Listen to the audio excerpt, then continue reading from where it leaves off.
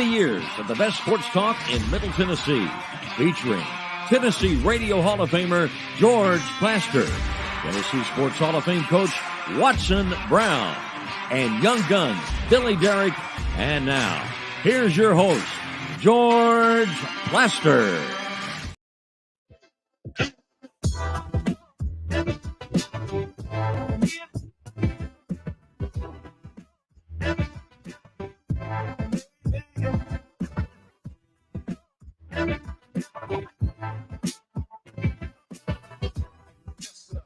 Hello again, everybody. Welcome in. It is a beautiful Tuesday in the middle of July. It's also hot, but that's what it should be at this time of the year. As you can see in the background, we're back at our new digs, our permanent studio at the Forde Ice Center in Bellevue. We are thrilled to be here. I cannot say that strong enough. You know, the last time we were here before yesterday was for the Sports Speaker Series thing, sponsored by Wilson Bank and Trust. This staff did an unbelievable job serving food to all those people. And I mean, it was clockwork. Billy, you saw it. Kelly, you saw it. They're pretty good. Yeah, they worked their butts off for us. And yeah, we can't thank them enough. Yeah. Kelly, how are you today? I'm doing good. How you doing, George? So today is Don't Be a Hater Day. Free shirt, I see. No, actually, this was part of payment for some tickets that were purchased. Oh, is that right? So, no, I'll let you know when the free stuff, like even you knew, yesterday was not free. No, it was not free. It was just bought in 1974. And you must have had it under must have had it where you kept dust away from it. The sun never faded it. I mean, it was nice. It was nice. It looked like you were at the yacht club, but hey, that's who you are. Thurston B. Howell. That's right.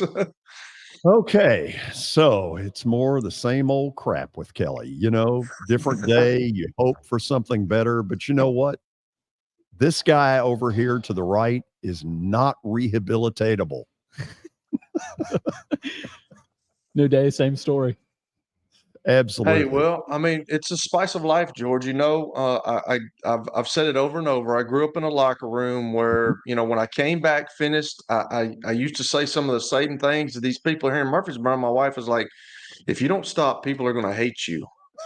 And I had to come up, but you know, when I'm in here, I feel like I'm back in the locker room. So I've got to tease you a little bit. I'm not near as bad as I used to, George. Not near. You used to really go at. First of all, for those who think otherwise, Kelly and I are really good friends, but if you could hear some of the crap that we throw out at each other, it is shocking. So do you and Chip Walters, when you did middle games with him, Chip's a really good friend. Were you after him the way you're after me? Oh, I'll get after Chip too. I mean, everybody's vulnerable to me. Yeah, absolutely. I mean, prosecution. There's no question. I mean, you're not immune to me not going after you. I mean, it's just at some point now, I learned at a very young age that when you do that, you better have thick skin because people Better are going be to come ready. back They're at you. coming back. You know, so Coming back at you. you know, there's anybody can say anything they want to. Now, what really bothers me is when my wife gets on me. Now, I don't really like that. I don't know. I mean, we're supposed to be companions in life and confidants in life, and when she gets on me, I don't take that very well. But she's like the only person in the world that really bothers. It bothers me for some reason. I don't know why. We have a listener. Don't ever change, Kelly. Very entertaining. Good Lord. That's You try right. working with him. So Billy, you have an update. Yes, and I let do. me take 3 guesses where the update will start, because that'll get me going again.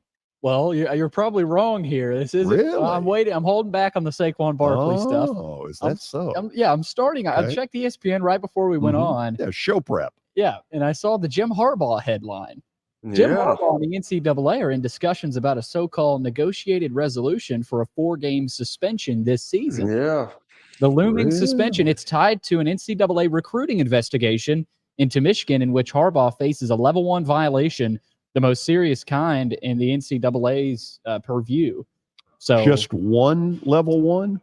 That's what it looks like, but the level being a level 1, you know, that's one of the big ones. Kelly commits level 1s every day on this show. But here's the kicker here with the first 4 games of Michigan's schedule. East Carolina. Okay. Here we go. UNLV. Always big when UNLV comes to town. Yeah, very much so. Bowling Green. Well, I mean, it's good to have a team from Kentucky. And Rutgers. Yeah. So I don't think that would damage Michigan very much.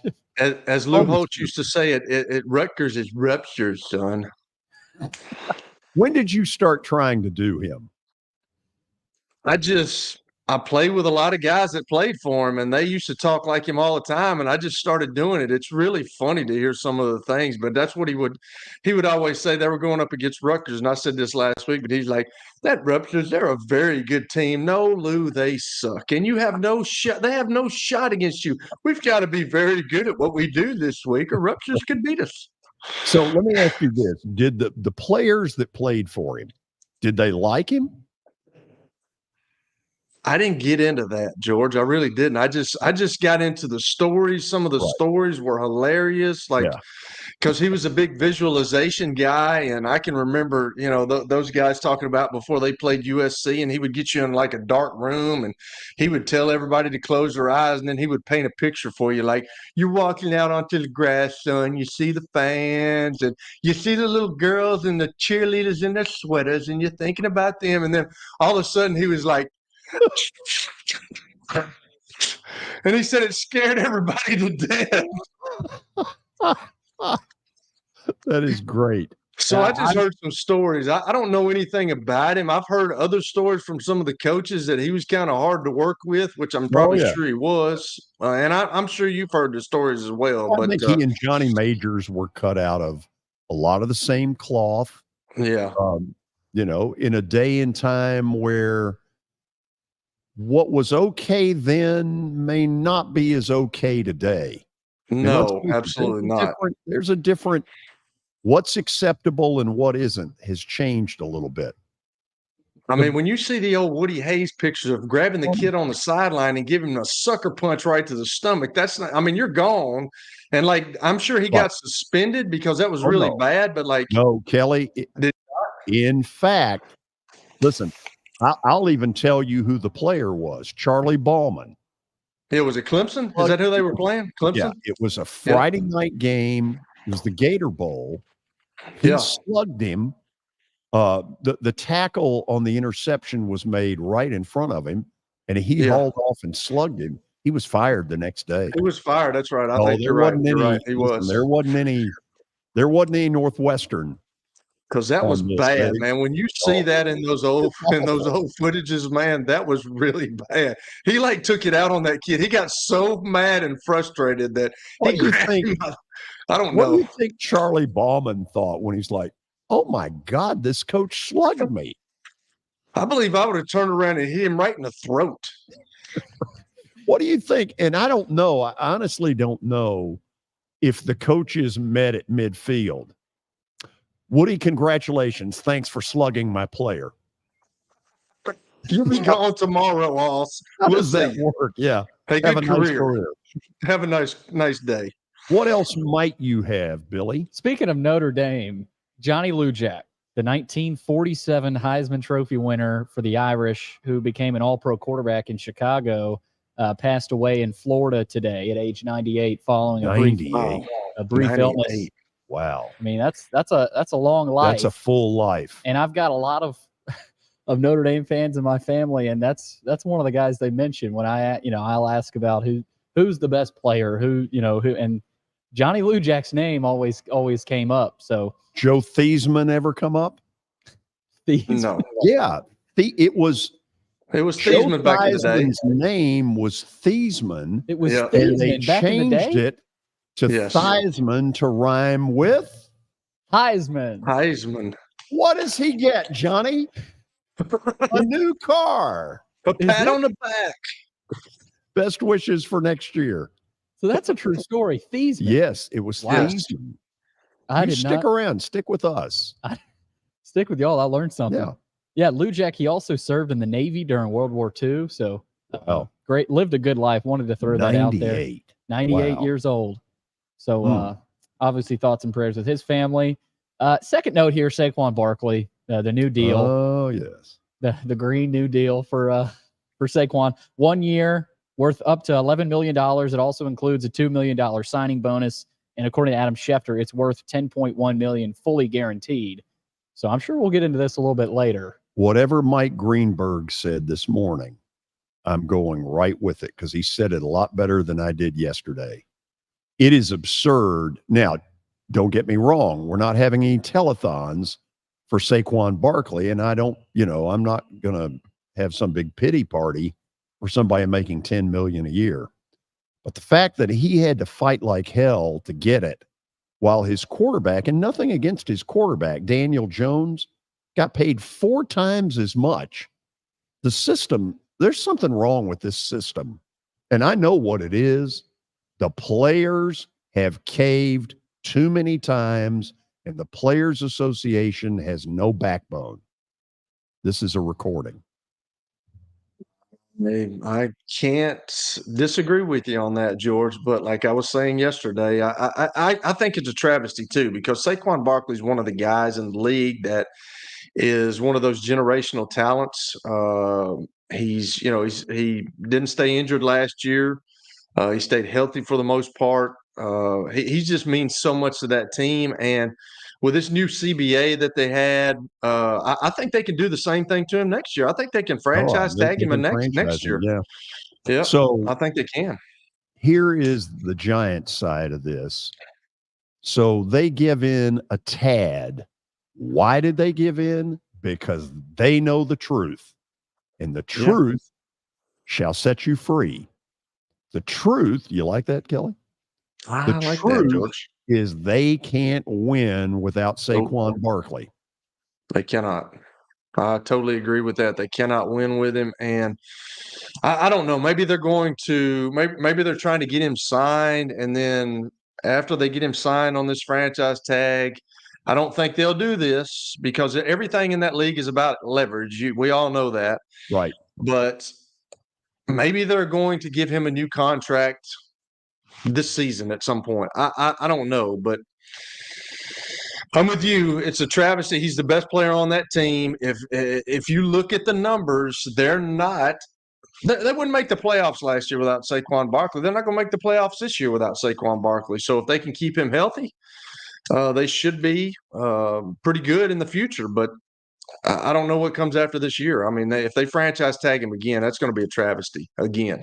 Yeah, and Kelly's right that they can tag him again after this season. That's something that Barkley and his camp can be happy about. I don't think they're happy about only 1 year. No, they didn't want that. They as part of this little mini negotiation over the last few days, they tried to get the Giants to promise or contractually guarantee that they You're wouldn't right. tag Okay, him. so the no franchise tag. That's okay. I read that wrong. Let me say this. Do I wish somebody would franchise tag me?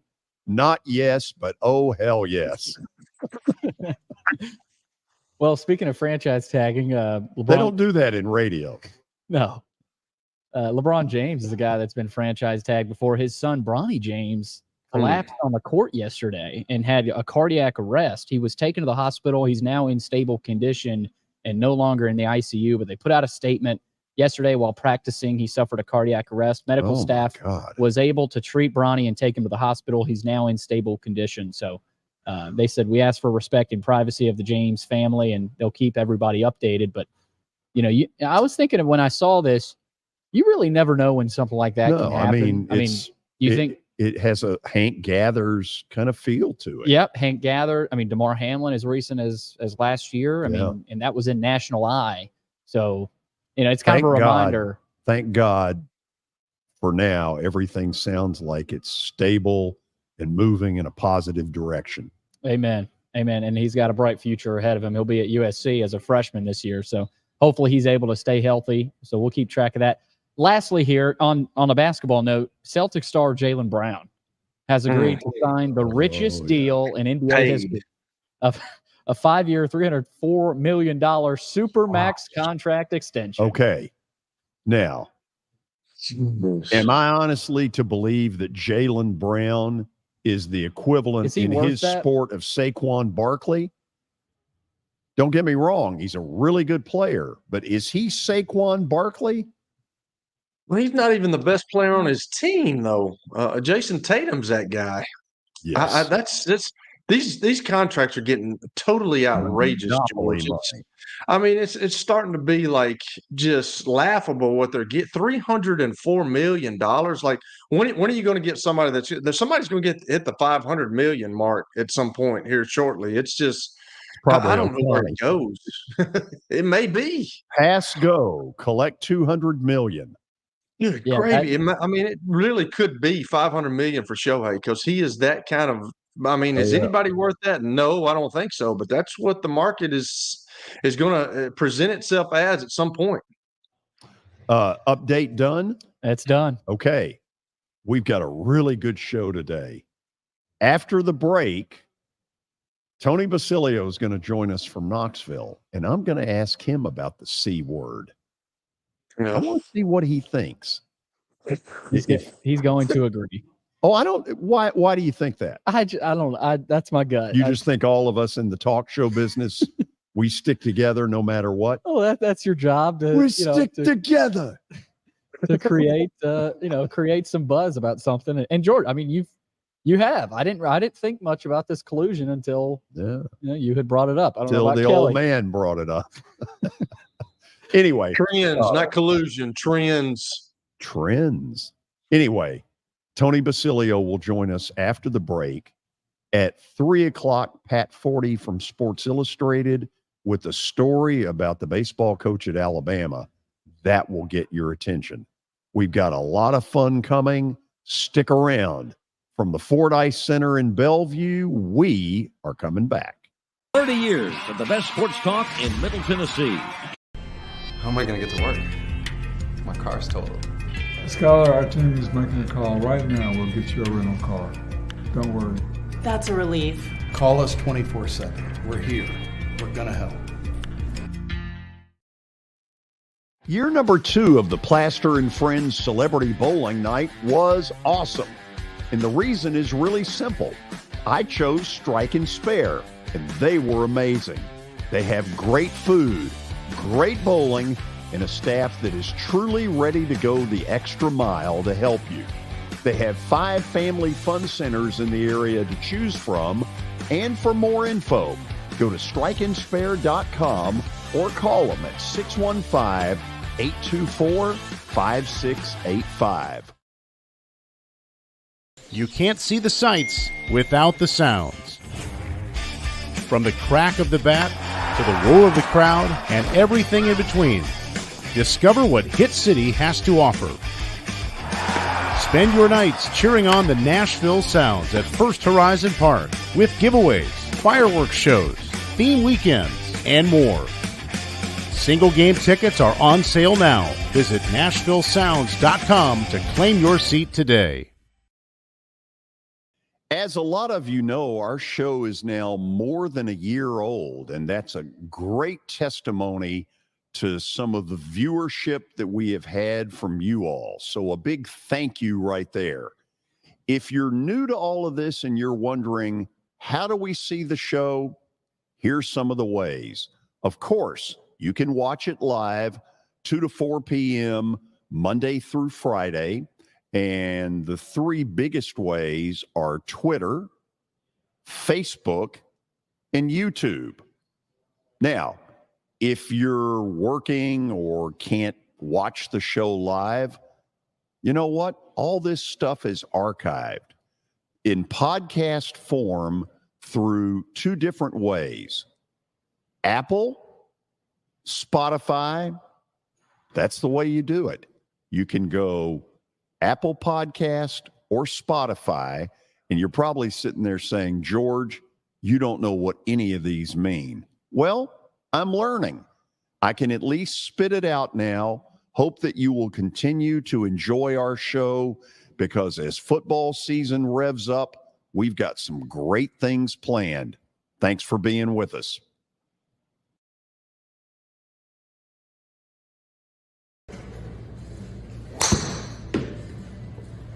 So who said I can't be a golfer? Well, you know what? This is X Golf, located just down the road from the Forde Center in Bellevue. This is fun. It'll improve your golf game, and you need to stop in and check it out. 8138 Sawyer Brown Road, and who knows, I may get to 200 before it's all over.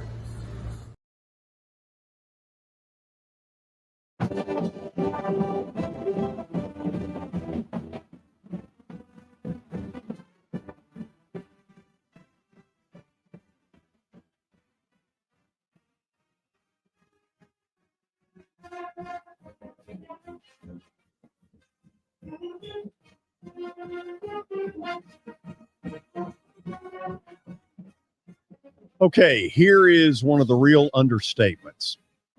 Having Tony Basilio on every week is one of the real highlights of our show. Incredibly popular, really good, and fun to deal with. Let's bring him up from Knoxville. Tony, beware, because I'm about to put you in the crosshairs. Well, I don't know that I've ever had an intro like that, but let me slide back and get comfortable. Go for it, my friend. Okay. On your show, obviously based out of Knoxville, a lot of it centers around what's going on with University of Tennessee athletics. Yeah. How much pro football do you talk?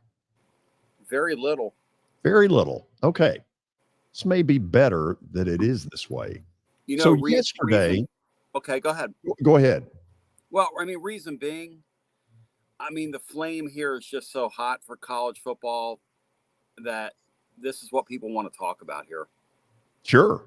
And rightfully so. Yeah. So yesterday we got into the whole Saquon Barkley thing. Mm-hmm. And I brought up the fact that through basically pathetic negotiating in an NFL Players Association that has the backbone of a chocolate eclair, that the players really have no recourse. You know, Chubb and that whole group got together over the weekend. They had their Zoom call or whatever, and Chubb came out and said, we really have no, we got nowhere to turn. And I said, well, maybe you do and maybe you don't. Maybe it's time to throw out the C word, illusion, and scare the crap out of the owners, because the last thing in the world they want is people snooping around going, hey, did all these GMs and owners all wake up the same day and go, you know what? Let's devalue running backs. Give me some thoughts. I think you're right. I also think it's just a weird time. That position, George, I remember we were kids. Those guys all went at the top of the draft. Those guys were all the stars. Those guys were all the players people wanted to be. And now that's just not the case. Now it's just hard to describe. Running backs are interchangeable. 3 or 4 are playing a game. George, I remember the early days of fantasy football where you could take like an Adrian Peterson and go out and beat somebody's team if he had a good day. And now, I don't know. the game itself, the way that whole game is played on the college and the pro level, which I think this is a spillover from the collegiate level. I think that the running back at the NFL level has just been devalued. And I'm not sure it is collusion. I think it's the fact that they're a dime a dozen. Are they really, though? Because my argument is, at least in a Derrick Henry and a Saquon Barkley, let's take the Giants. They're going nowhere without Saquon Barkley. The Titans probably aren't going anywhere with Derrick Henry. Right. But without him, they got nothing. So at least some teams still get forced to value it. Well, and that's a good point. And so with Barkley, you know, they bellied up to the bar on a 1-year deal. It'll be interesting to see what happens going forward in that situation. Because look, I don't think it's collusion. I just don't think there's much of a market for those guys. You know, the Eagles acquired DeAndre Swift from Detroit for next to nothing in the offseason, and he's making next to nothing. A couple $1 million, which for somebody of his ability is kind of crazy. But that's where, outside of Jerry Jones, who has given franchise money to one of those guys in the last 7 or 8 years? It just doesn't happen anymore. Yeah. And you're right. The guy in Nashville is a phenomenal player, but Titan fans would be honest with me in saying every time you look at him, you think, when's he going to slow down? Because once they slow down, George, it's over for them. That's the thing about that sport. There's no hiding those guys at first base. Like in Major League Baseball, you take that slugger that slows down, put him at first base, get 5 or 6 more years out of him. In the NBA, you get one of those veteran players on a deal, and you can kind of hide him, and he plays with guile and this and that. And, you know, he can just sort of fake his way through a game. When a running back loses a quarter of a step at that level, they're done. That's a really good point. So Kelly's out there cheering because he feels like you've sided more with him. My point is, you got nothing to lose. Throw the C word out there. Depose John Gruden. Get him to say, oh, yeah, there's been some collusion. They're all talking about it. Here's some text messages. Here's some, you know. So, Kelly, go ahead and, you know, give it your big. I mean, I'm sure there is collusion. I'm sure there is collusion, George. I mean, I'm sure a general manager has called, like I said yesterday, has said, hey, I'm not paying my guy. Are you paying your guy? Like I told you, if I'm a general manager, I'm not paying running backs. I'm just not going to do it because it's just not the way the game is going. I can't say that that's right. I don't like it, but the days of Walter Payton and Gale Sayers and Jim Brown and Emmitt Smith, those guys who, you know, Emmitt Smith was able to take that pounding for a long time. Not many guys can do that. And then I said, well, you know, you guys, the Titans paid Chris Johnson when he made 2,000 yards 1 year, and you never heard from him again. Le'Veon Bell tried to sit out with the Pittsburgh Steelers. He sat out a year, which didn't work out for him. He went to New York. He got paid, but he never came back. So I just think that the way that the game is being played, the running backs are kind of a dispensable deal where they're not ever going to get the amount of money that the Walter Paytons and all those guys deserved back in the day. It's just not going to happen anymore. And I hate that the game has gone that way, but it's more of a quarterback friendly league. You got to have receivers. You got to have tight ends that can catch the ball. If you got a running back that can come out of the backfield like a Jahmyr Gibbs that the Detroit Lions got, or a Bijan Robinson who can do the same thing at Atlanta, I mean, it's different, but it's not going to happen for those guys anymore. And it's kind of a sad state, but it is what it is. And as an offensive coordinator, I do understand this too. You can't get offensive coordinators like that night that New England played the Buffalo Bills 2 years ago, and they ran every play but 2 because the wind was so bad up there. But there's not another coach in the National Football League or in college that's going to do that because their egos will not allow that. Just not going to do it.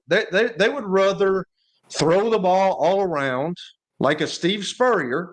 You know, he talked about one night, I know this for a fact because I know a bunch of his players, but when he was at Washington, he was going to go in because all the coaches were upset that he wasn't running the ball enough. And then he came out on a Monday Night Football and he told them, he said, we're going to run the ball. And then they threw the ball all over the place. And then the coaches came in the next day in the meeting and he said, I thought we were going to run the ball. And he's like, yeah, the stars were out. It just felt like a throwing night. That's just what it is, Oh, that's beautiful.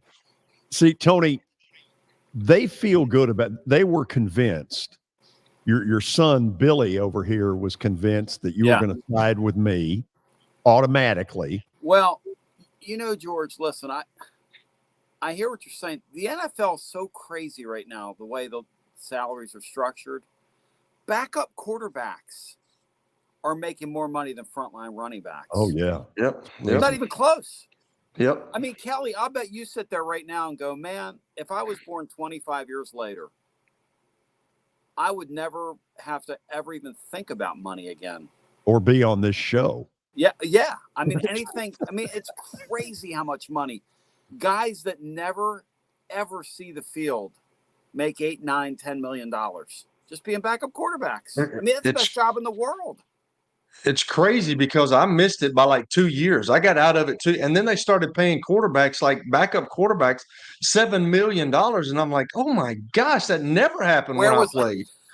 Seriously. Yeah, I mean, if I could have just hung out. At the point you got out, you were 90. I mean, you had an AARP card. No, but I just got that in the mail the other day. Thanks, George. AARP card. So, Tony, here's one. I'm going to actually get to what we're supposed to get to. Yeah. I was amazed last week how many writer, media, whatever, from Texas and OU. Man, that caught me off guard a little bit. Not me, George. Those people are ready to join the big time. It's very exhausting for the rest of college football to think about what the Southeastern Conference has become. It's exhausting because truly Texas and Oklahoma are about to join the big time. And I thought it was interesting when Heupel was up there doing his thing. The first two questions for him when they were in the print room, first two questions were regarding his time at Oklahoma. It just goes to show you. I mean, they're there, and this league will never be the same. We were talking about games today on my program, non-negotiable games for Tennessee this fall. And it just sort of dawned on me on the air while we were on the air, this is the last year of division play. This thing is getting ready to morph into something else. For everybody that watches college football all over the country, no more divisions in the Big Ten. No more divisions. I mean, it's just a strange, weird 12-game playoff. This is it. 2023, this is it. This is the last year of college football as we know it, George. Tony, don't you think the other thing that's going to happen, some people are going to have to take some chill pills, and 8-4 is going to be a lot more acceptable than some people in the higher upper crust of the league who, unless it's 11-1, they thumbed their nose. We're not going to the Peach Bowl. I wonder what the Oklahoma people are going to do. Because if you look down at their regular season records down through the years, they're winning double-digit games more time than not. When they get to this league, they're not going to win double-digit games. They're just not. They might go 10-2 every once in a while. If they put Alabama on their schedule every year, they will not be winning double-digit games every year. No way. And they're going to learn that they had it really good in their other league. Last thing for you on my end. I was really impressed with Heupel. Somebody asked him some question, and I was in there, and he looked the guy dead in the eye and goes, "We're here to win championships." And I mean, the room got really quiet, and it was sort of his way of saying, stuff it. Well, and that was well received here because, George, Butch Jones won 8 games and then asked his team on the field to carry him off the field for his 9th win down there in Nashville when they beat a terrible Nebraska team. He literally begged his kids, carry me off the field. I mean, this guy was a real clown. And then he went to the press conference afterwards and he said 9 wins. He goes, now that's a memorable season at the University of Tennessee. In fact, that's a great season.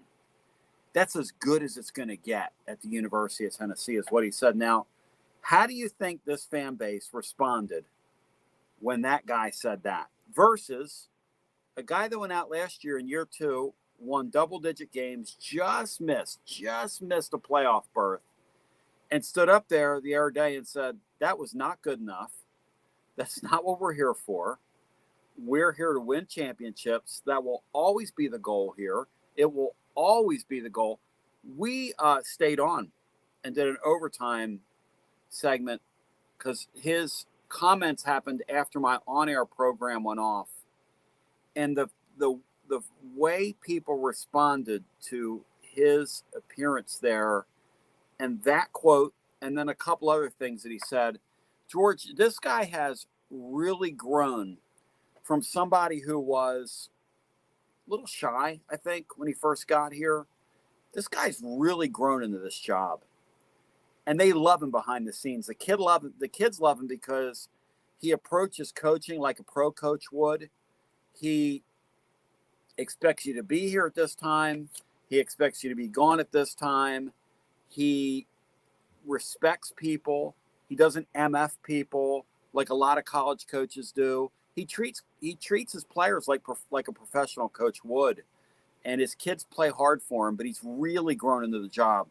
I couldn't believe how good he was last week, his appearance down there. Not that it has anything to do with winning games, but just as somebody who's a professional communicator, and I'm sure you kind of felt the same. I mean, you're giving me the same vibe. Absolutely. He was excellent. It was mind-boggling how much better he was than 2 years ago. Kelly, floor is yours. Well, I was thinking back when I was a kid, it was always UT and Alabama. And I can't believe it. Butch Jones actually said that. He actually said that statement. Straight up said it. He said that, wow, that's really good for Tennessee. And I can remember as a kid, man, they won a lot of football games, and it seemed like it was always UT, Alabama. Yeah. I grew up in Fayetteville, Tennessee, which is right on the right on the Alabama-Tennessee line. And you were either a UT guy or you were a Alabama guy. I was a Bear Bryant guy, so I grew up loving Alabama. Sure. Yeah. So, but let me ask you this, like, he came in, he won 7 and 6, and not last year, he kind of exploded on the scene. They got the number 1 in the country, and I don't know if anybody expected that. He goes down to the Orange Bowl. They play really well. They beat a good Clemson football team who's been in the spotlight for a while. How is the excitement, and what are the expectations with the Vol fans this coming up year? You guys have Joe Milton on the screen right now. We use the term X factor all the time in sports, but right, truly, he's such a mystery. Because there's a guy, that kind of lost his job at Michigan, lost his job here, played last year in the Orange Bowl. People don't like this when I say this, but he was okay in the Orange Bowl. He wasn't like out of sight great, but compared to the expectations for what people thought he was going to be, he was out of sight, tremendous, incredible. But really, how he goes this year is how they're going to go. He's not going to get the time that Hendon Hooker had last year. They've got some key losses on their offensive line. And what they can ill afford this time, they know this internally, they can ill afford an injury on that offensive line. 1 injury, they're in some trouble. 2 injuries, they're in big trouble. So those guys have to stay upright. The thing, Kelly, that he has to do if they're going to get near their expectations, because I think most people think they're probably going to have a 9-3 type year, which would be to me, an excellent follow-up the last football season. When if you go 9-3 this year and you juxtapose it with the way they're recruiting, which is tremendously, this thing is set up for a really nice run going forward. Nico, the quarterback, I hear nothing but incredible things about him from people I trust. Not people that know me, but people that say this guy is going to be a really great player who's come in here pretty humble, the 5-star quarterback. So this season is just so interesting because there's just some unknowns. But yet what we know is that Josh Heupel knows what he's doing when it comes to quarterbacks. And the Joe Milton situation, if he can fix him to any degree, then I'll know he's a real quarterback whisperer. Because right now, I think Joe Milton's just a question mark. I think he's an unproven guy that's been around college football for 5 years. That's how I look at him. He's got great tools, but you've seen guys with great tools that in the moment couldn't do it, you know? Yeah, you kind of took my next question away because everything's going to hinge on him. I feel that way. I mean, it feels like everything hinges on what Joe Milton does. And then listen to him at the SEC Media Days. Obviously, he's got a good rapport with the coaches. Obviously, they know, Josh Heupel knows how to coach. He brought Hendon Hooker in, and, man, what a season he had. But, just listening to Adam Sparks when we talked to him, I kind of asked him the same question. And he was like, I said, everything kind of hinges on Joe Milton and how he plays. How he steps into that role. But I'm just not sure that there's not enough work for me. It just, I don't know, the mystery, like you said, there's a mystery of that. And then if the Nico kid has to step in, I mean, it's all about the quarterback, especially, I think Tony Barnhart said this, you've got to, like back in the day, you could have a good quarterback in the SEC, but now you've really got to have a great one, and I just think everything hinges on him. And if he goes away, Adam was like, "Well, I don't think that if he's playing bad, I think it's going to be blamed on other things around him instead of Joe Milton." So maybe I'm wrong, but don't you think everything hinges on how he plays? 5,000%, and I couldn't disagree. And I love Adam, but I couldn't disagree with that take more. To me, if the offense goes well, he'll get the credit. And if the offense doesn't, he's going to get the blame. And Tennessee's fan base is cheering for Joe Milton because in an era where most people get up and transfer when it doesn't go their way, he became an incredible teammate. And that's been well documented. And the fact that not only did he become a great teammate, but he became somebody that is really an exemplary leader on their team. Didn't pout. He cooked dinner for everybody. His place became a place where the guys would hang out. No sour grapes. Became Hendon Hooker's best friend.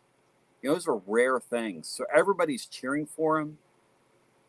But in this conference, at that level of football, we all know that it comes down to when the coaches send you out there, as my cohort Sean Sinclair said last week on my Wednesday show, which is a great point.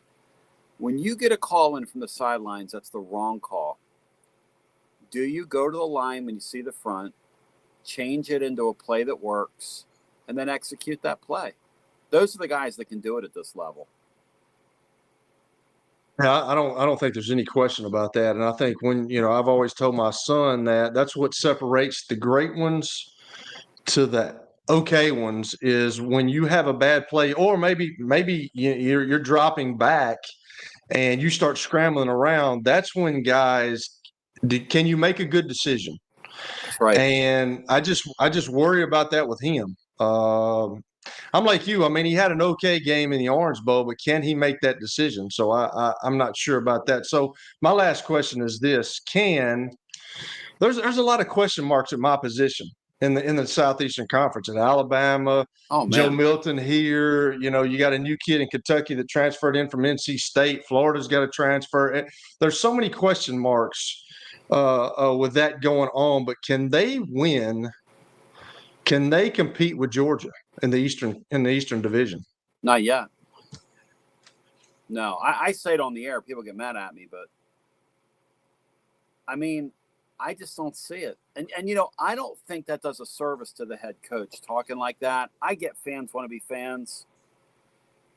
I think when you do what I do, which is pretty influential show in this town, I think you do a head coach a disservice when you pump up expectations when that just doesn't need to be the case. Now, Rick Barnes in year 8 with a top 10 roster in college basketball, you want to put heavy expectations on him to go win a bunch of games. I got no problem with that. A guy that's in his 3rd season, coming out of what Tennessee came out of, who, with his innovative approach, masked a lot of things that were going on defense last year. Look, George and myself were old enough to have played electric football. Kelly, I don't know if you are. Tennessee secondary looked like electric football last year at times. I mean, I saw guys, you would turn the game on and they're over there hugging the board and it's going, and the guy at strong safety's over there, turning around, and, guys going behind him for a ball. And I think they were 127 in pass defense in their secondary last year. I think that's what their unit breakout, whoever does that nonsense, but that's what they came up with. And, to the eye test, I find that accurate. So you ask, can they play with Georgia? Can they compete with Georgia? My answer to that is not this year, but soon. However, it is college football. It is Georgia coming to Neyland Stadium. It is the only losable game on Georgia's schedule, truthfully, if you look at Georgia's schedule. So I guess you never know, but I'm not expecting Tennessee to compete with them, no. And yes, Tony, I did play the electric football machine way back when. I know exactly what you're talking about. So Georgia's got that same deal with the Beck kid. I mean, they say he's going to be the starter, but there's still some competition there. So there's just a lot of unknowns that are going on at my position in that Southeastern Conference. It's going to be really interesting to see. 3 proven quarterbacks in all, guys. I mean, or 3 known quantities, and I'm putting Joe Milton in the known quantity because you've got Kentucky has a transfer. Everybody essentially, the Jefferson kid at Arkansas, and then the kid at LSU, who, by the way, most years that kid is not the best quarterback in the league, but he is this year because it's almost by default, the kid at LSU. Yeah. Tony, tell them how they can hear you. Sure. I'm on tclub.team. And we blog there every day, and then we do our thing. And then it's right around the corner here. We're doing Tennessee post-game shows, and people tell me there's nothing like it. So I guess people don't lie.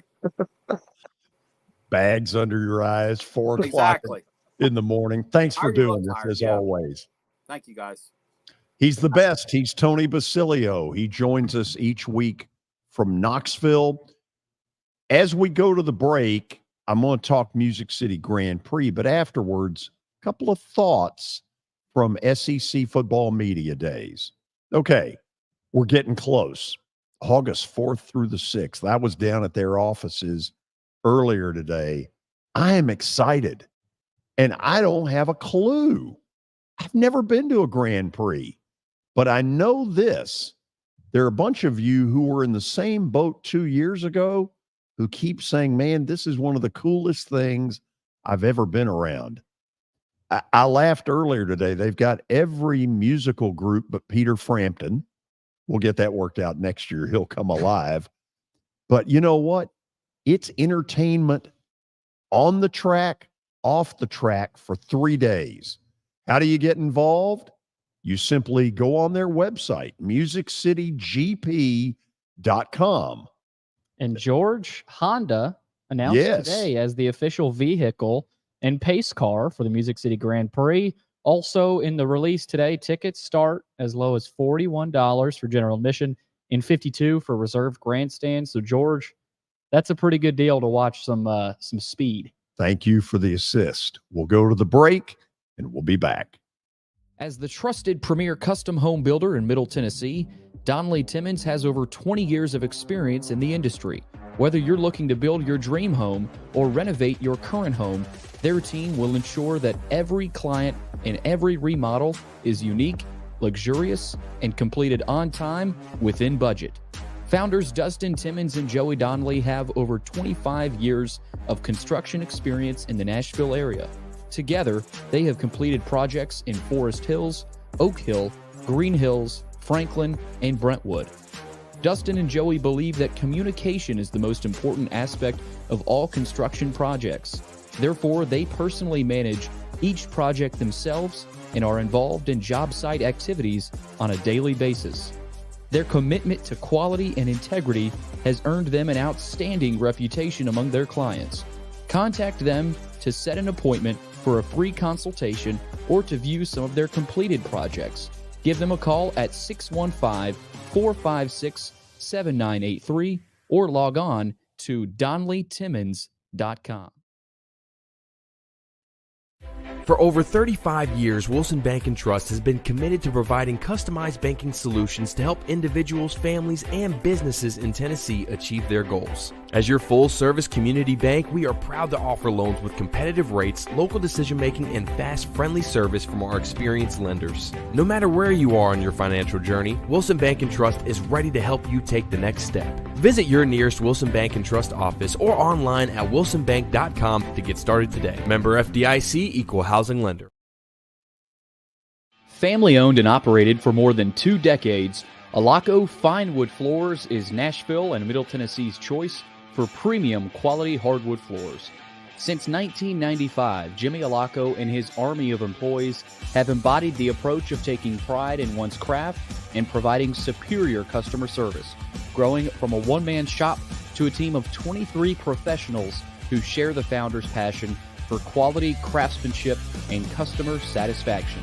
If you are interested in contacting them, you can find their headquarters at 2505 Winford Avenue in Berry Hill, or give them a call at 615-356-0303. Again, that's 615-356-0303, or log on to alacofinewoodfloors.com.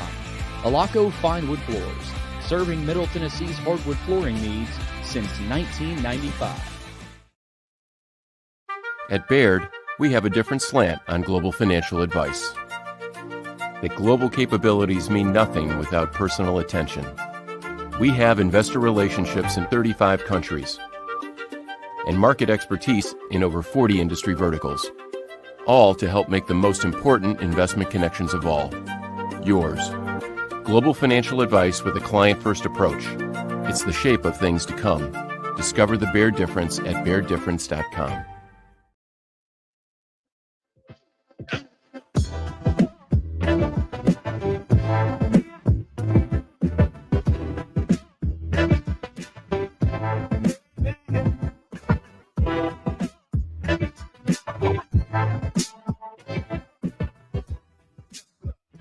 Here's a note from SEC football media days that caught my attention.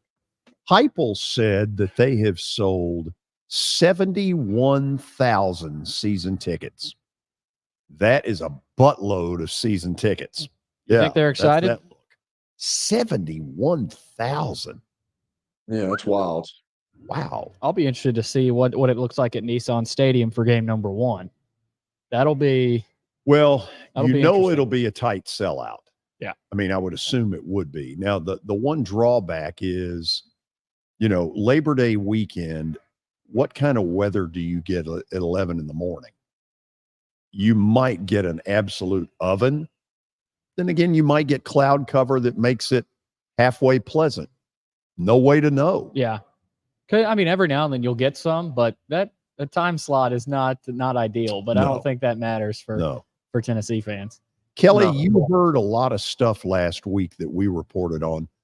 What got your attention? First of all, that you could get the kind of people that you got. That got my attention. Well, we almost missed out on Mark Stoops.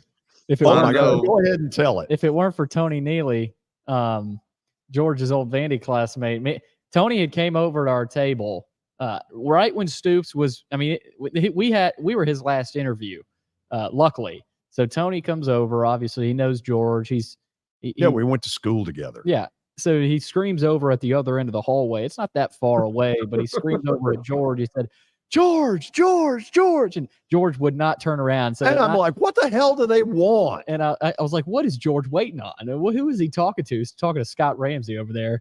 And then I'm like, George, George. So we're screaming at George, trying to get him over to the table. So we finally got him back over there. And then Feinbaum comes over and says, y'all have turned into Atlanta. Oh, there's no question.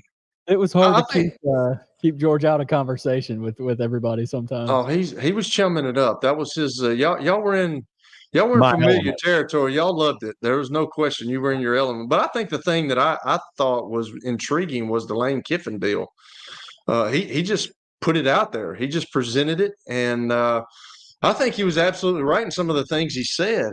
How in today's climate, with all these kids that are coming in, everybody comes in and they try to build their program. They try to, hey, we're going to do it this way. We're going to do it the right way. We're going to try to build character through these kids. And then now I'm just afraid that if a team like an Ole Miss or a Mississippi State or another team, these coaches have such high expectations and things on their shoulders that if you start out in the Southeastern Conference and you start out like 0-3 in SEC play, are your kids going to give up on you? Are your kids going to start, well, I'm going somewhere else? Are they going to be like the Chase Burns situation at UT where he wasn't happy that he got benched as a starter, which was probably the best thing that ever happened to him to show him that he can be a closer or a middle reliever. And he's telling everybody that he wants to leave. So that's the thing that I'm worried about in college football. And I think Lane Kiffin kind of laid it out there. And that was one of the things that was most intriguing to me, George. Kelly, here's one thing, though. Look, I appreciate the fact he was honest about it, but I think a lot of the nation views him as a little bit of a clown. And he does not have what's the word I'm looking for? The cachet that if a Nick Saban had said it, oh my God, we'd have change today. Right. Kiffin, it was nice that he said it, but I don't think a lot of people pay attention to him because he has not always been the most mature. Fair? That is fair. I tend to agree with that. There's no question about that. Coming into UT and being the head coach and then leaving and going out to USC and then I'm with you on that. But I think the things that he said, whether you think he's a clown or not, I think they're very true. And I think that's where college football and college in general, with all the scholar athletes, that's where it's heading. If I don't think a coach is treating me right, or if I'm sitting too long and I think that, it's kind of the antithesis of what Joe Milton did. He kind of went, he transferred from Michigan, but then things didn't go well with him. Well, he didn't cry over spilled milk. He stayed there. He became best friends with Hendon Hooker. And like Tony was talking about, he became a good teammate. And I think that's something about it. You have to go through some adversity. And now kids are not doing that. They're not going through the adversity. They're saying, well, I'll go somewhere else if they don't like me here, if they don't want to play me here. And just like my old man Tom Moore said, I think eventually it's going to start rearing its ugly head at the professional level in all these sports, and especially in football. Here's one other thing that caught me. Billy, I got the feeling that Zach Arnett at Mississippi State is going to try to go cold turkey away from the air raid. And that all sounds great, but if you haven't run blocked for 3 or 4 years, and they clearly have not at Mississippi State, they are not going to line up this year and push people around. He had better find some middle ground, some pass, some run. If he tries to line up and push people around, the pushing's going to be done to him. Well, yeah, and that's an impossible task. I mean, trying to follow up on what Mike Leach did at Mississippi State. I mean, that's a tough job, but not saying he can't do it, but he may feel like, hey, I'm my own coach. I'm not Mike Leach. I've got to do what I can. Is that going to be enough for them this year? I don't know.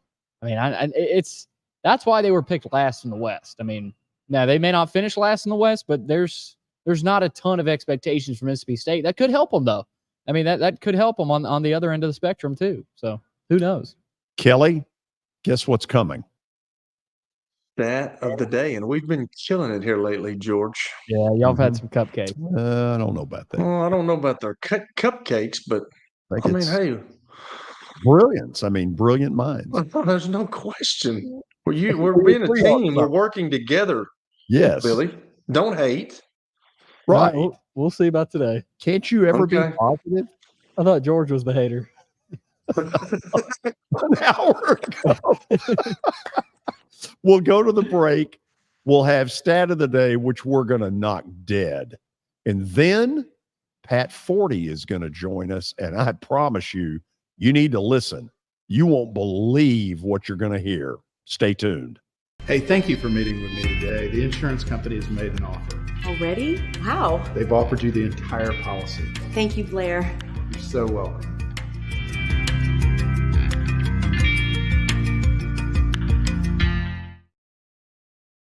Forget the fact that Sir Speedy Music City is owned by my BGA classmate James Warren. Their work stands on its own merit.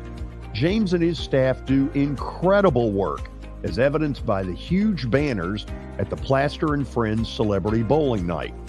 If you're looking for quality to help your marketing and business communications, and you want it at a reasonable price, these are your folks.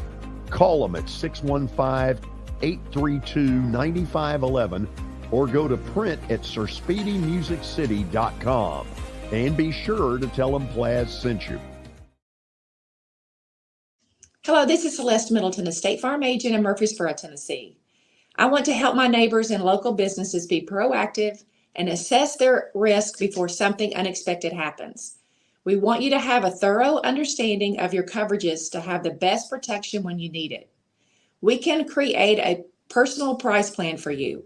Our team has over 70 years of experience helping people in Middle Tennessee. We have an awesome team with integrity and provide honest and prompt communication, and we love what we do and genuinely care about everyone we work with at our office. Give us a call at 615-895-2700, send us a message at celestemiddleton.com, or walk in at our office at 803 North Thompson Lane in Murfreesboro. We would love to earn your business. Welcome to John English Antique Sports and Cards, located at 204 East Depot Street in beautiful downtown Shelbyville, Tennessee. Their phone number is area code 931-492-4304. John, obviously, I've been blown away by what I've seen at your place. I've now been there 3 times. But for the person who's never been, what should they expect?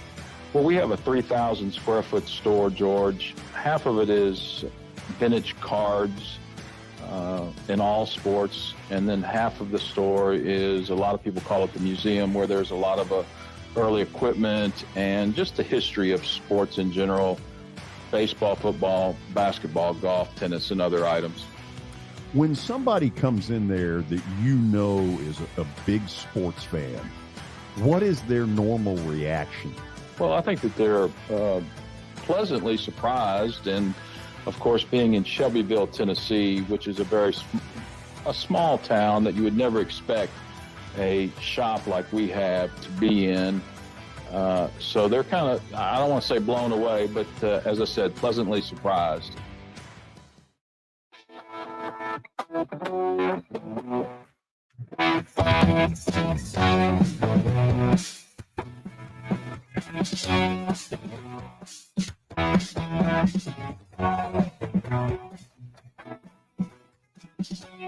Four minutes past the hour on the George Plaster Show, broadcasting live from the beautiful Forde Center in Bellevue.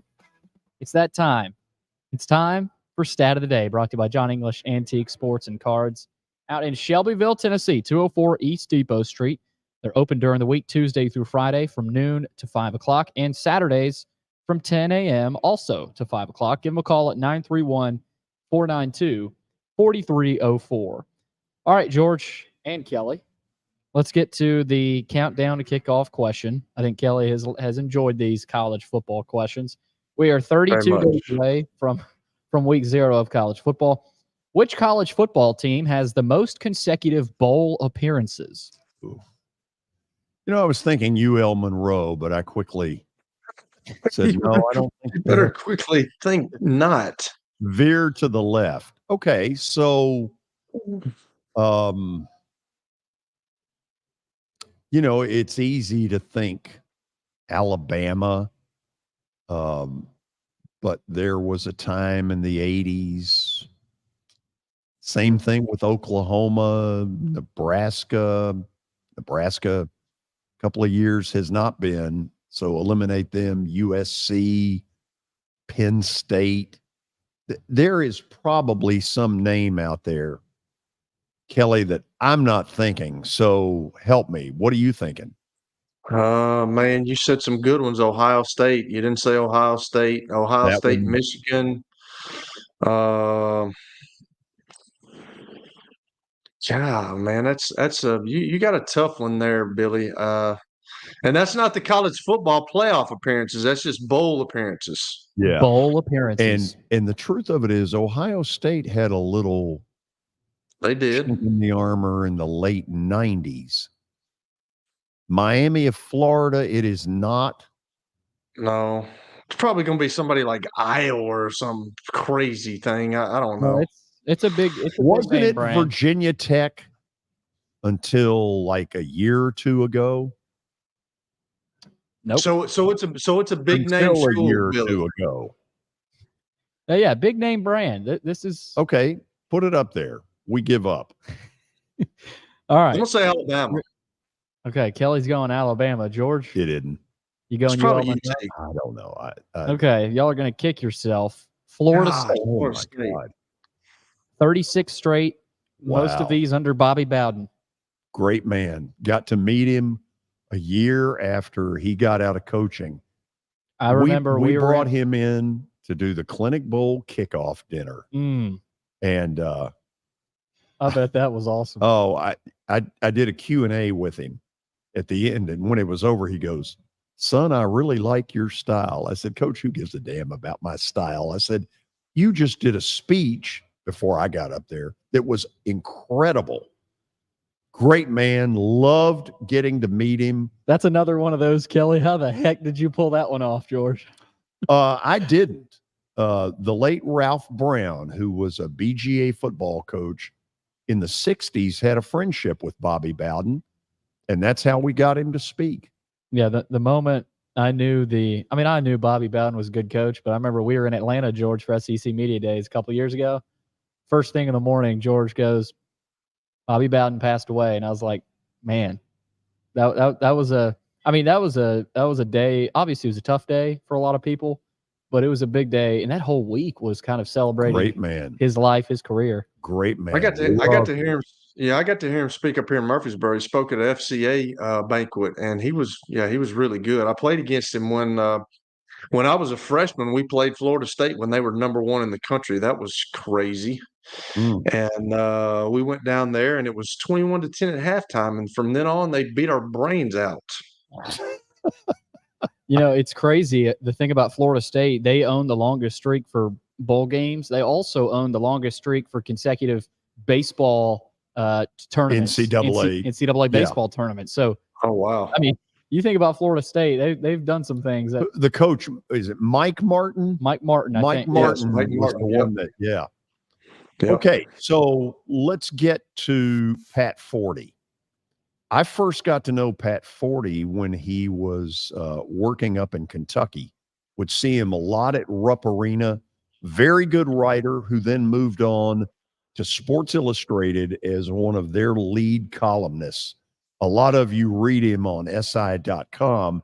He recently put together a long piece about the firing of Alabama baseball coach Brad Bohannon and the level of stupidity that went on in that whole deal will blow your mind. Just listen. Pat, I don't know when I have been more shocked at an article that I have read than what you put out, I don't know, a week, 10 days ago about the Alabama baseball betting deal. Talk to me a little bit about, have other people reacted the same way? And then I'm going to ask you to talk a little bit about just the whole investigation you did. Yeah, I think there's quite a bit of a kind of mind-boggled reaction to that, because it is a unique story from the standpoint of the brazenness, the sheer unintelligence or desperation that went into it. The scheme, to try to bet well over $100,000 on a college baseball game. And so, yeah, I think people are like, did this really happen? I kind of had that feeling a little bit myself while I was doing the interviews. Like, really? This is what they tried to do. So did you have any preconceived notions of, okay, I'll get a few surprises, but you couldn't have thought the level of the stuff that I read? No, I had no idea. And then people started talking about it. And, it's one of those feelings as a reporter where your pulse starts quickening, like, wow, I can't believe A, that this happened, that B, or two people are telling me about it. Right. And so, yeah, I mean, guy walks into a really kind of low wattage sports book in the Great baseball American stadium. Yeah. Great American Small Park. Yeah, in Cincinnati, where I think the average daily handle in June is like $88,000, and they want to bet more than that on one bet, and it's a college baseball game. And the guy is the gambler is texting with the Alabama baseball coach while he's at the window, and so surveillance cameras can pick up on it and see the conversation. And I mean, it's like you're pretty well caught red-handed at that point. They've got the all the evidence that they need. We're still waiting. I think there's been enough ripple effects from this. This was a gambler who was from Indiana and had two of his associates trying to bet on the same game at sports books in Indiana too. And so this was kind of a widespread thing. And we're still waiting to see who all's caught up in it and how bad it actually is. But it obviously was very bad for Alabama baseball coach Brad Bohannon. Let me try this one. Could he ever get back into NCAA Division I? Are we viewing that more like murder, or how do you think that problem will play out? Yeah, I can't imagine he's ever a college baseball coach again. He may never be a baseball coach, period, at any level again, or any level where you can gamble on a game, because the one thing you can't do is assault the integrity of the sport. And that's what this was. This was talking to people who were betting against your team. You knew they were betting against your team. They may have been betting some of his money against his team. We don't know that yet, but you get down that road and you're a shot. You're done, I think, as a competitive baseball coach. What has been the reaction to the article, besides some goofball in Nashville telling you that my jaw dropped? Yeah, I mean, a lot of shock nationwide. I mean, I've heard from people all over the place that are like, that really happened. Like, yeah. So I think, I think there's obviously a general understanding of how significant pervasive gambling is nowadays, how much more it's legalized. And that's why this got caught, by the way. If there weren't the checks and regulations that are part and parcel of modern betting, this doesn't get detected. But this set off alarms quickly, and U.S. Integrity was the watchdog group, could gather up a lot of information and go forward with that. So, but no, I think, so people understand that there is a betting culture and a betting atmosphere, and it's okay, I think, to have it, but it also does open up the possibilities for some crazy, pretty dark things to go on. And this would certainly qualify as, I think, one of the craziest anybody's ever heard of.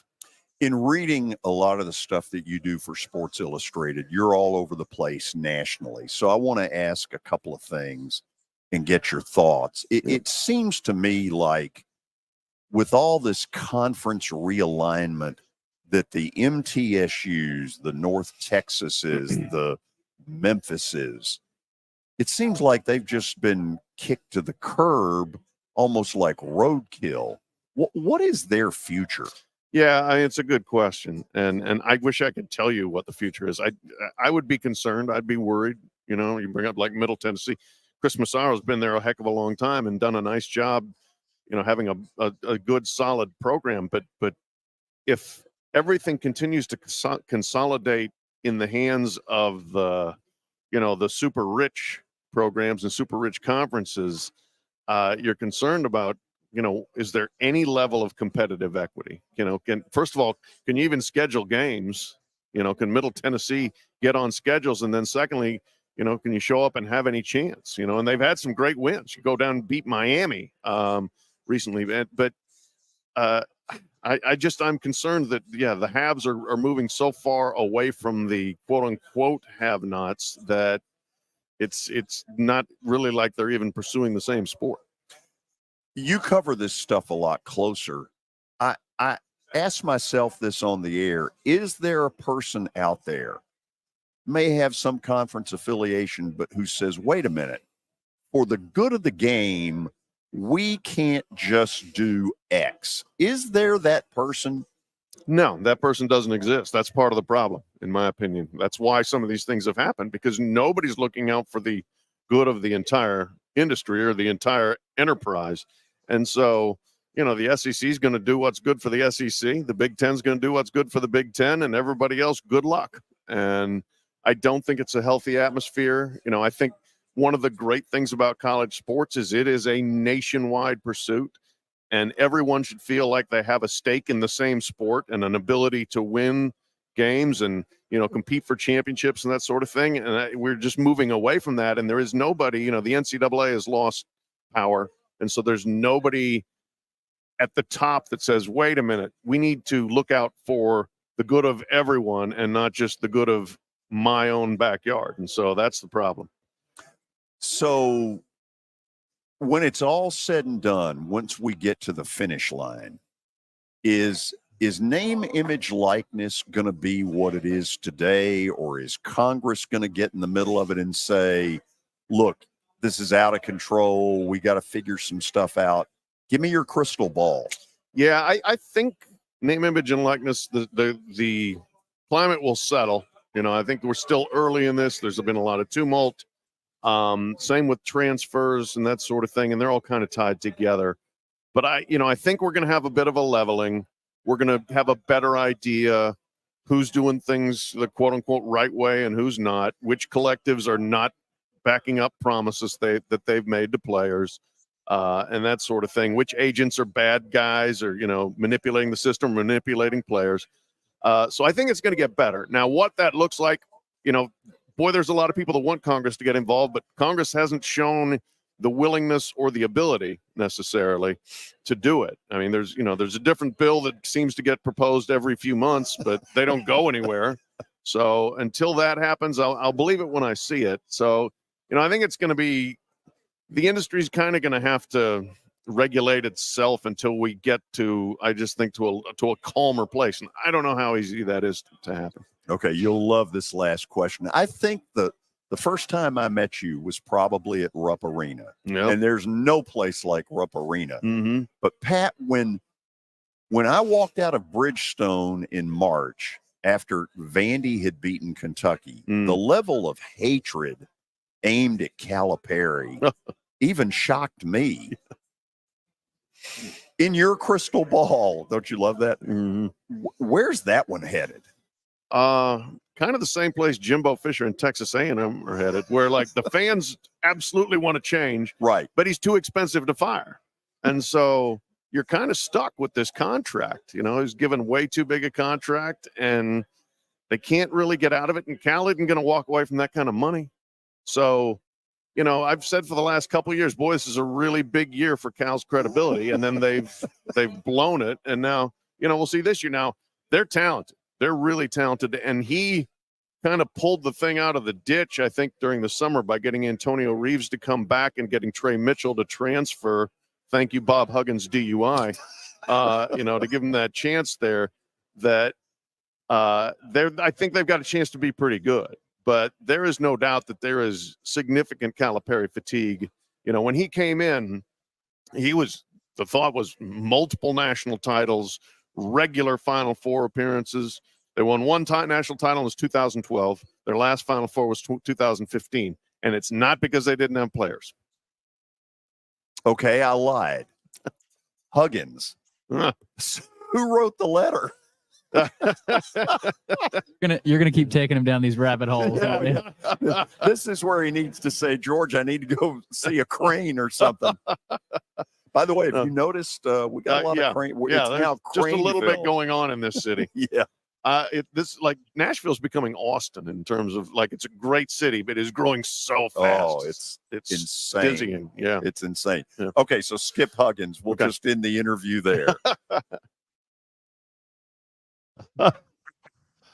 Oh man. So somebody asked the question, and I don't think we really know the answer as to what was Bohannon doing. Was he betting against his team? Was he simply helping a friend? I don't think they're to that point, Kelly, in the investigation where they really know. Well, no, Yeah. it was against his team.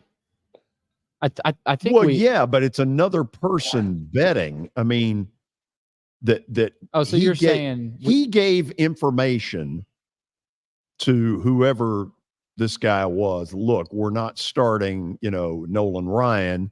We're going with, Ed Figueroa. So Here's the deal, I don't George know and if Billy. any of his money was in on it or not. That's what I'm saying. Yeah. Yeah, here's the deal, fellas, and y'all know this. Like when you don't even have to have rules and regulations to know you don't do that.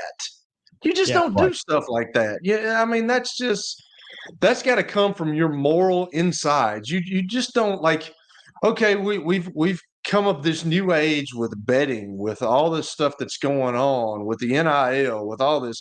But there's something inside of you that knows I may be doing this, but I'm not going to do it on my team. And that's the deal with Pete Rose. I mean, I get it, but I don't know. You just got to be smarter than that. You can't do stuff like that. I wouldn't even get around that stuff if I was in the collegiate game. Of course, I didn't even think about that stuff when I was that age. It wasn't as big as it is now. I'm sure it was, but I wasn't around it. But that's just, I think that's one of the things that you just have to say, I just can't do that. Well, look, when you get to that level, you can't. Yeah, it's that simple. You just got to know that. Yeah, and well, Kelly, you mentioned morals. Tony brought up a good point. I think a few weeks ago about this Bohannon story, probably a little bit longer, but he might have a problem. Like this is probably a little bit deeper than we even think about. I'm Bohannon sure potentially, and his some of his personal life. And we don't know that, but I think Tony brought up a good point that could potentially be an issue. Well, it had to be a rough time around Alabama baseball. They rallied nicely with a pretty darn good team. They ended up, what was it, super regional against Wake Forest? Yep. Yeah, they lost in that super, but yeah, I mean, to even get into the tournament after that, they had a lot of talent, but I mean, it's like that gave them some motivation. So they made something out of nothing. But George, real quick here before the break, Northwestern, the 3 representatives for Northwestern that were supposed to be going to Big Ten Media Days have backed out. Those 3 players have put out a statement on Twitter saying they will not be attending Big Ten Media Days. Do they say why? Yeah, they put out a statement after talking. I can tell you why. We know. They say why. After talking with our parents, our teammates, and Coach Braun, the interim, we've made the decision to not attend Big Ten Media Day. This was very difficult since we were excited about the opportunity to participate in this great Big Ten tradition and to talk about the game we love and the season ahead. But given the recent events involving this program, we did not want our participation to be dominated by the hazing issue and steal the focus away from the football in the upcoming season. Well, the best bet they have with Braun is that he can sit there and say, I wasn't here. I don't know. But he is going to get hammered. When do they actually meet the media? That's a good question. I want to say it's sometime this week, either Wednesday or Thursday. Yeah. I saw where the president came out and said that Derek Gregg, he has no intention of firing Derek Gregg. July 26th, so tomorrow. Yeah. My gut feeling is neither one of them are going to be around very long. This is becoming Yeah, George, this is becoming like over all the athletics. I mean, didn't they have something where a volleyball guy? I Yeah, mean, this is I- this is starting at football and it's going through the whole athletic department. That's why I Crazy. said when on a Friday show a couple weeks ago, I said, George, we might be witnessing the death of an athletic program. Yeah, I mean, it's got not death penalty, SMU. Yeah, I say that tongue in but cheek, a different kind of, and it's sad. It is. It is really a sad story. I know we need to go to the break. We'll do that and come back with more in a moment. How am I going to get to work? My car's totaled. Skylar, our team is making a call right now. We'll get you a rental car. Don't worry. That's a relief. Call us 24/7. We're here. We're going to help. You can't see the sights without the sounds. From the crack of the bat to the roar of the crowd and everything in between, discover what Hit City has to offer. Spend your nights cheering on the Nashville Sounds at First Horizon Park with giveaways, fireworks shows, theme weekends, and more. Single game tickets are on sale now. Visit NashvilleSounds.com to claim your seat today. Year number 2 of the Plaster and Friends Celebrity Bowling Night was awesome. And the reason is really simple. I chose Strike and Spare, and they were amazing. They have great food, great bowling, and a staff that is truly ready to go the extra mile to help you. They have 5 family fun centers in the area to choose from. And for more info, go to strikeandspare.com or call them at 615-824-5685.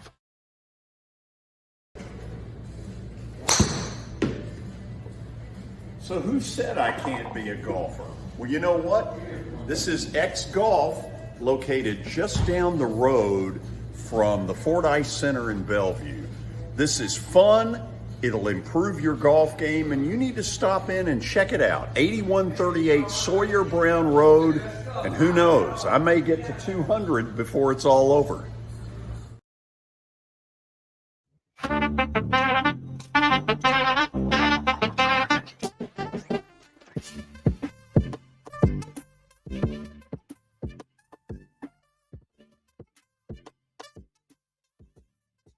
Need to throw this out here. I've put it out over the last few days that hopefully sometime this week I'm going to be able to announce our next Wilson Bank and Trust Sports Speaker Series. I know who the people are. I just don't have the date nailed down. Shh. Keep it a secret. Oh, yeah. The world breathlessly awaits. Quietly. Yes. But until I've got the date hammered down, I'm not gonna promo it. No hints? Yeah. Yeah. What sport? Football. Man, that's what the football. That's what the world. That's what the United States runs on, Billy. It's football. I know that you guys love baseball. I get it, but cash cow, baby. And we Football. might be talking Kelly. about Kelly's position. Okay, I don't need to be lectured about what fuels our country's sports. George. I realize this is a concept that is perhaps you're not able to comprehend this. Okay, George hadn't turned the page of a long time. The pastime, the America's pastime. Well, it's not baseball anymore. I hate that. You can love both sports. I can't open your brain. I tell you what, I can love it a little bit better now that they got the pitch count on it. I can love it a little better. That's for sure. Well, we hadn't got the dudes up there, unbuckling their gloves and doing all this and spitting on their hands and doing. Just play ball. Get in the batter's box, throw the ball. Let's go. We didn't need you anyway. I can't wait until the Braves are in a pennant race late in the season, and the Titans are coming off. No idea. Titans are coming off a big win, and George, you know who George is going to want to talk about, Kelly. Oh, absolutely. We talk about all of them. I can't wait for some of when it gets tense in baseball season, but football has kicked off. There was a day at the old WTN studios where the Braves game is on the television. No, I take that back. I'll tell you what happened. We were in the fall and we were deep into a discussion about football. And the ESPN crawler came on with the Mets signed free agent Tom Glavine. And I'm sitting there talking about, they've got to run the football. They've got to, oh no. And I just said it on the air. And Willie starts laughing because he sees what's going on. Oh, it was That's awful. great. One of the funniest ones was the year after Glavine signed as a free agent with the Mets. Willie and I go down to see the Braves and the Mets, and ironically, Tom Glavine is pitching. And one of Willie's former teammates, Bruce Elder, who was a good friend of both of ours, went to the game with us. I was very bothered by the fact that Glavine really got booed. Glavine had been a union leader for the Major League Baseball Players Association, and now all of a sudden he's left Atlanta to go to the Mets, and he's getting the crap booed out of him. He also got pounded in the game. And so I'm not in a very good mood about it, and I keep bringing it up. How can they boo Glavine? And finally, Bruce Elder turns and goes, "Oh, just shut the hell up about Glavine." He said, "I'm tired of hearing it." He probably got paid going to the Mets, so don't feel sorry for him. That's true. He did. Yeah. But he then, as only a good Brave would, finished his career in Atlanta. There you go. A Hall of There you Fame go. career, I might add. There Yes, you go. So some of you, speaking of my favorite baseball team, have noticed that they have already gotten out ahead of the curve a little, made a couple of trades yesterday for relievers, neither of whom I know a ton about, but I trust my man Alex Anthopoulos. Real quick here, George, comment in from Ricky on YouTube. Yes. He says, George always talks about Tom Glavine, but Greg Maddux was the best pitcher at that time. Tom Glavine tried to save the Atlanta Flames. Take it back, the Thrashers. Mm-hmm. Yeah. And I told him it was the year after we tried to do our deal to keep the Preds here. And I said, unless you're prepared to put your heart and soul into it, don't do it, because it's a ton of work. What do you say to his? So that's why you have an affinity for Glavine, Tom Glavine. No, I was always a Glavine fan. I mean, Glavine was 91, greatest baseball year of my life. He was terrific.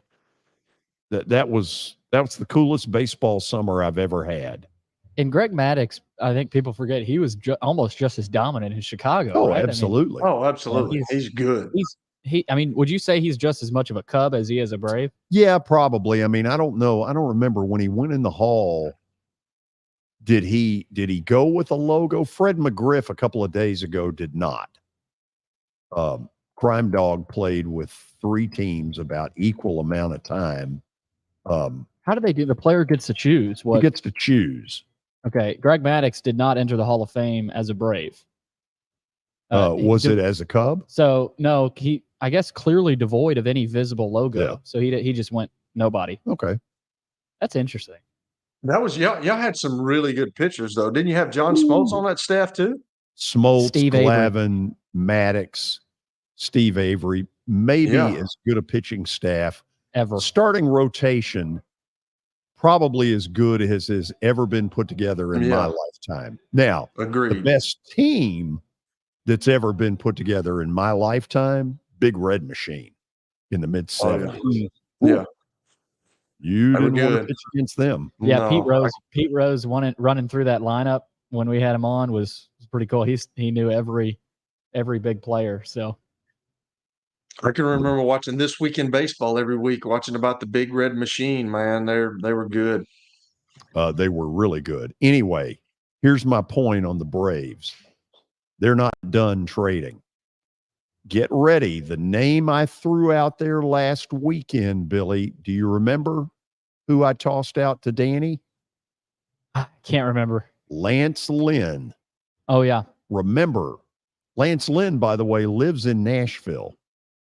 Heavily Sure does. rumored on the Atlanta front. Let's just see if it plays out. We'll go to the break. Real quick, George. What do we got? A trade here. A trade? Well, I don't know. I don't think it's a trade, actually, but the Dodgers are reportedly acquiring Kike Hernandez from the Red Sox. That's a trade. Okay, so that is a trade. Yeah, what do you think they did? Just send him over on a boat? Well, who did they trade him That's for? I don't know. You're the one reading it. You tell me. That's what I was asking. I didn't see who they traded him for. Well, I mean, what is this, a Lend-Lease program? How does this work? I don't know. Maybe they just gave him to him. Look at Kelly. Things going on. The trade deadline's coming up, Billy. I mean, good gracious. We got problems with you on the technical side. I mean, use your brain for something. Use your head for something other than a hat rack, dude. Wait a minute. Say that again. I mean, use your head with something other than a hat rack, Hoss. I mean, good gracious. We'll go to the break on that. We'll be back. That's a boost line. Hello, this is Celeste Middleton, a State Farm agent in Murfreesboro, Tennessee.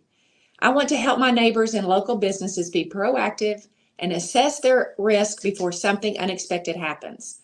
We want you to have a thorough understanding of your coverages to have the best protection when you need it. We can create a personal price plan for you. Our team has over 70 years of experience helping people in Middle Tennessee. We have an awesome team with integrity and provide honest and prompt communication, and we love what we do and genuinely care about everyone we work with at our office. Give us a call at 615-895-2700. Send us a message at celestemiddleton.com or walk in at our office at 803 North Thompson Lane in Murfreesboro. We would love to earn your business. As the trusted premier custom home builder in Middle Tennessee, Donnelly Timmons has over 20 years of experience in the industry. Whether you're looking to build your dream home or renovate your current home, their team will ensure that every client and every remodel is unique, luxurious, and completed on time within budget. Founders Dustin Timmons and Joey Donnelly have over 25 years of construction experience in the Nashville area. Together, they have completed projects in Forest Hills, Oak Hill, Green Hills, Franklin, and Brentwood. Dustin and Joey believe that communication is the most important aspect of all construction projects. Therefore, they personally manage each project themselves and are involved in job site activities on a daily basis. Their commitment to quality and integrity has earned them an outstanding reputation among their clients. Contact them to set an appointment for a free consultation or to view some of their completed projects. Give them a call at 615-456-7983 or log on to DonnellyTimmons.com. For over 35 years, Wilson Bank & Trust has been committed to providing customized banking solutions to help individuals, families, and businesses in Tennessee achieve their goals. As your full-service community bank, we are proud to offer loans with competitive rates, local decision-making, and fast, friendly service from our experienced lenders. No matter where you are on your financial journey, Wilson Bank & Trust is ready to help you take the next step. Visit your nearest Wilson Bank & Trust office or online at wilsonbank.com to get started today. Member FDIC, Equal Housing Lender. Family owned and operated for more than 2 decades, Alaco Fine Wood Floors is Nashville and Middle Tennessee's choice for premium quality hardwood floors.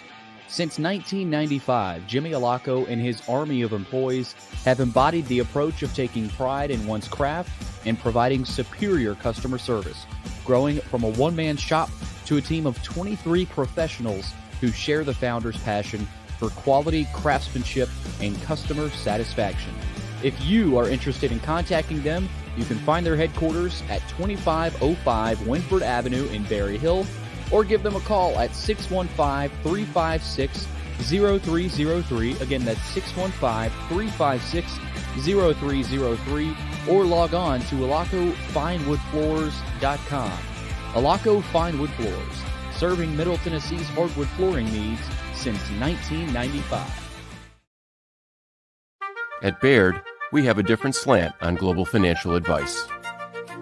That global capabilities mean nothing without personal attention.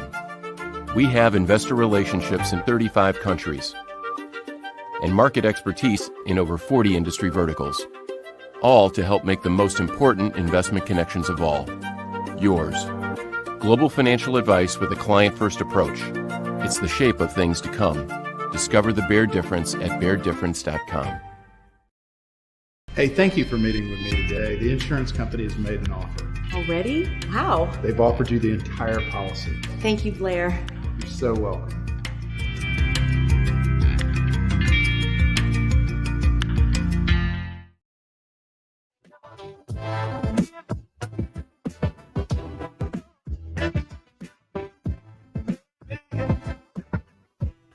Final segment on a Tuesday.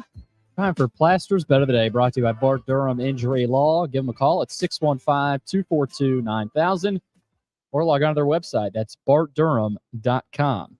All right, let's check out what happened last night. There we go. 4-3 now, right back above 500 with a W for the Brew Crew last night. Sal Frelick went yard. He hit it a ton. Good for him. He's been playing really well. Sal Frelick's might be up there to stay. And, you know, I didn't realize he was a first-round draft pick. I mean, this is what they expected from him. I didn't realize they took him that high. Yeah, well, they have been watching him close for over a year. Yeah.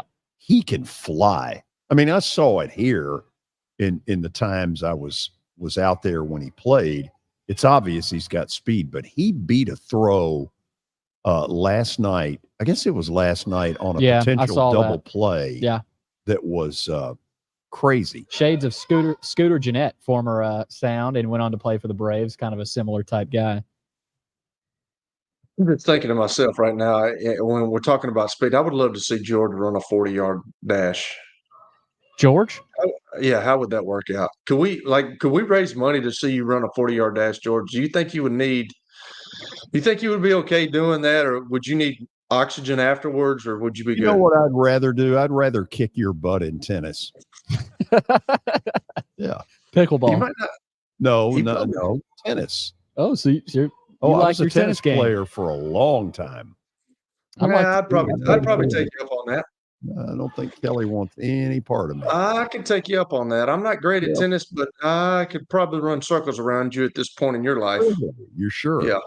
Oh, positive. I'm not all that uncertain myself. Okay, so we're going Diamondbacks tonight. Congratulations to them for giving up 5 in the 9th last night. They were up 6-5 going in. By the time that little atomic bomb was over, it was 10-6 Cardinals. It's not going to happen tonight. Arizona's going to win at home, take it, and run with it. Kelly?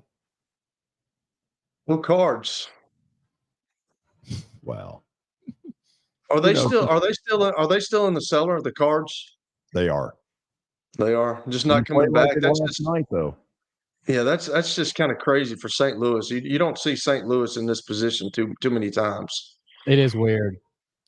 The Diamondbacks were, gosh, I don't know. They had a 2 or 3 game lead on the Dodgers. Suddenly it's LA by 4. Yeah. And here's a bulletin. It's not going to change. This just in. Up and away, Dodgers. Anyway. Tomorrow, Terry McCormick, Main Street Media, will join us. Looking forward to having him as a part of it. Kelly, looking forward to you being a part of it as well. That doesn't sound very. No, it's not. That doesn't sound very intrigued and very happy for me to be here. So that's just not a good. That's kind of moot right there, George. Somebody's got to be in that picture, and it just happens to be you. You asked. That was brutal. See you tomorrow. See y'all. Don't root against the D-backs. Billy. Go Cards. Yeah. Billy. D-backs. Yeah. They've been slumping. 5-3. We'll see. Commitment to excellence. See you tomorrow.